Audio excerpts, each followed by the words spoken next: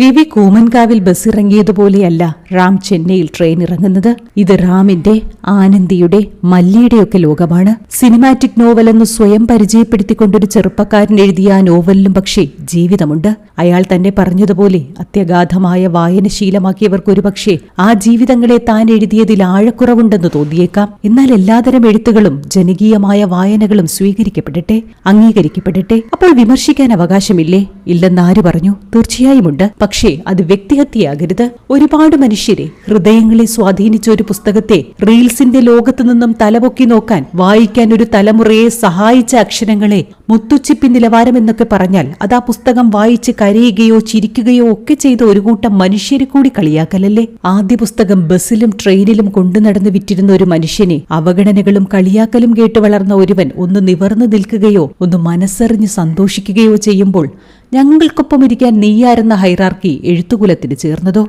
അതിന്റെ ഉത്തരം തേടി അഖിൽ പി ധർമ്മജൻ ഇനിയും അലയേണ്ടതില്ല. ഞാൻ ആരെയും ഹേർട്ട് ചെയ്യാറില്ല. അവർ വിമർശിച്ചോട്ടെ, കുഴപ്പമില്ല. ഞാൻ നെഗറ്റിവിറ്റിയിൽ നിന്നും മാറി നിൽക്കുന്നു. സന്തോഷത്തെ മാത്രം സ്വീകരിക്കുന്നു. എന്റെ വളർച്ചയിൽ ശ്രദ്ധിക്കുന്നു. ഈ മറുപടിയിലുണ്ട് അയാൾ ആരെന്ന ഉത്തരം. ആരാണ് കേന്ദ്ര യുവ പുരസ്കാരം നേടിയ അഖിൽ പി ധർമ്മജൻ?